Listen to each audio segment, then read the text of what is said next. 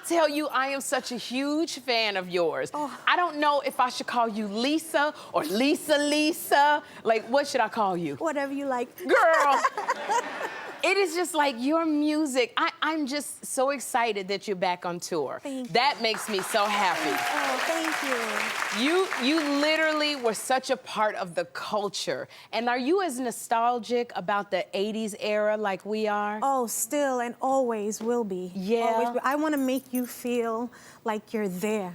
Like I want to take you back in time and get you into that mode. Yeah. Because it's everything for me. Oh my gosh, when I tell you, Lisa, I tried to cut my hair like yours. Like your hair had its own fan base. I could not do it. I messed up my hair so bad trying to be you. My mother was so mad at me. But I want to know, when you did it, what was the inspiration behind your style?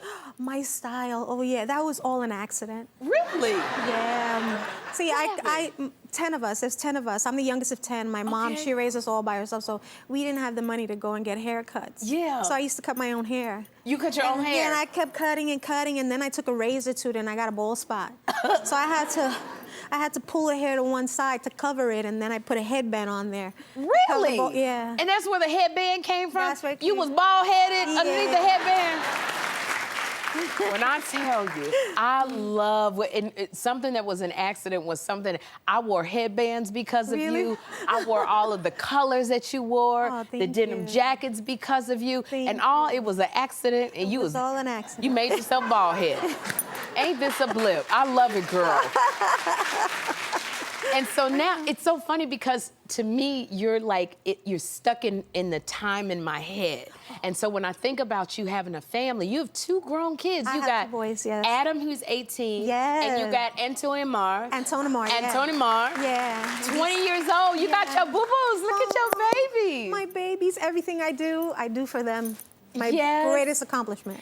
Well, you know, looking at, because my son Jeffrey is 19, and like, do they ever watch your old videos? Do they understand who their mama is? Well, they were so young when they were born. I was already on the stage, but now they used to make so much fun of me. Really? Like, look at the videos and what were you thinking wearing that? What was that? I'm like, it was me. That was my thing. I was funky. Hell's Kitchen, yeah. I think now, today, they're realizing. Yeah, they really appreciate what it is that I do. My oldest son, he's a self-made musician. He's self-taught. Yeah. Cello, guitar, piano, he plays it all. All right. And you better tell him, and where did you get it from, sir? Okay. Where did you get it from, baby? Okay. But it's so funny because, like, now when they hear the music and it's so funky and it's so, like, do they really appreciate that music that you put out? They do, because now they're so into music that I'm teaching them where all the sounds come from. Yeah. Because I was raised on Motown. Anything that I ever did, my mom made sure that there was music playing always. All the time. So it was Motown or Fania All-Stars, salsa. Anything like that. So all those beats, now I'm showing them where it came from. All right. You know, and your songs, they are the soundtrack of the 80s. Like, I knew every word. When all cried out, I would cry. I'd be like, just singing. Now, I didn't know the Spanish lyrics, but I like, when you heard yourself on the radio, Lisa, for the first time, how did that feel? I was working at Benetton. Okay. And I remember I was folding sweaters at the register. You were folding sweaters? Yeah, I was folding sweaters and T-shirts and all that. I got really good. So my girlfriend calls, my girlfriend Nancy calls me. She says, girl, put the radio on. I'm like, what? I can't. I'm going to get in trouble. Put the radio on. I ran and put the radio on and started jumping up and down in the store. Wow. Almost got fired, but it was nuts. I was like, oh, my God, that's me. It's so funny, like, when you heard yourself, you know, did you quit Benetton then? No. Really? No.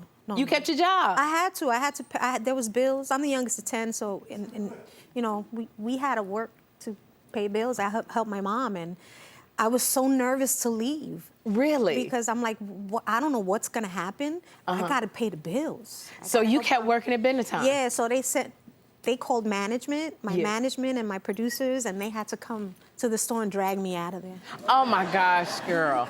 It's so funny, and now look at your career. Like, you know, I saw the biopic, and congratulations. Can you feel the beat, the Lisa story on Lifetime? Thank you. And I was so surprised because you played your own mom. I did. In your biopic. Hi, Mom. Yeah, like, how was that? How did that come about, you playing your mother? Well, we were looking for someone to play, and I'm like, yo, who are we gonna get? And the casting agent said, why not you? Really? I was like, really, me? Yeah. And I said, okay. And then when I got into hair and makeup and the eyebrows came on, I was like, oh, wow, she's here.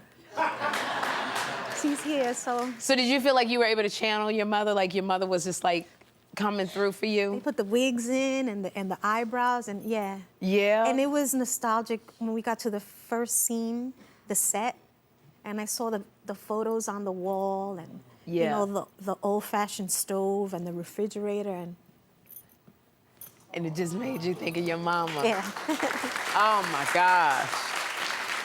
And somebody, did you feel like when you were doing it, did you feel like she was just very proud of you? I hope so. Yeah. I would pray every time before I got on that set.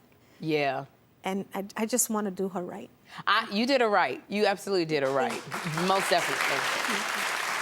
You had, you know, and even watching the biopic, Lisa, you've had such a journey, and you're such a strong woman. Even, I did not know that you were diagnosed with breast cancer when you were 21 years old. Yes, ma'am. Like, and at 21, you kept it a secret. I had to.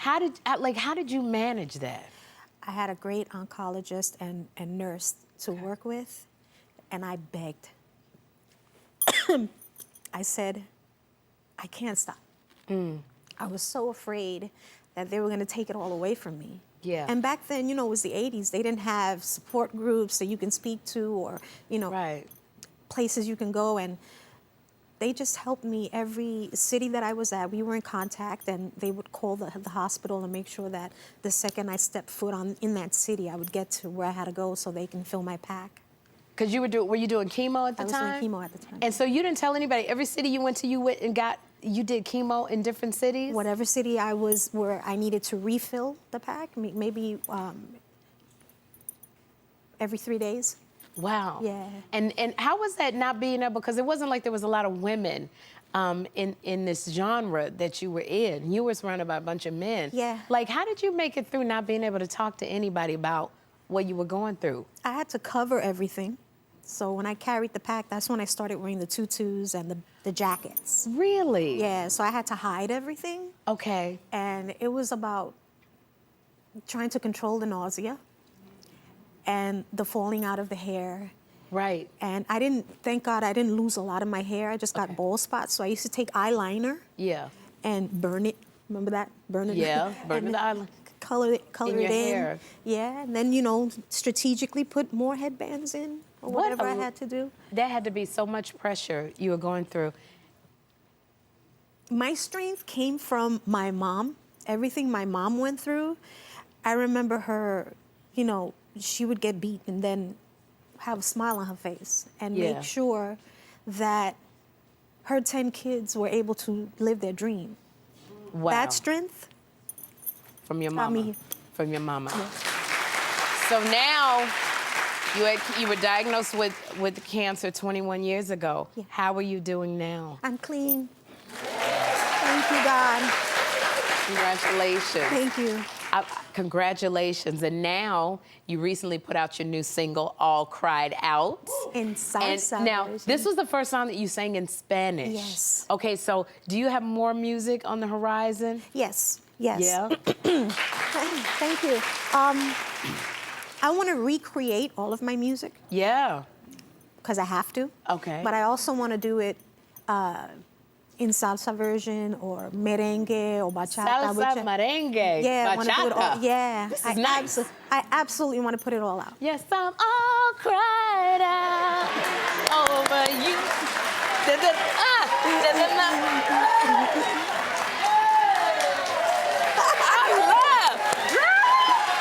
I want that. I am so in line for that. I'm so excited for you because it's like a second chapter. Yes. It's a second chapter. You exude joy, and like we're waiting for you. We are so waiting for you, Lisa. Thank you for being here. And for more info on Lisa's Take You Home tour, go to sherryshowtv.com. We're gonna have a good time.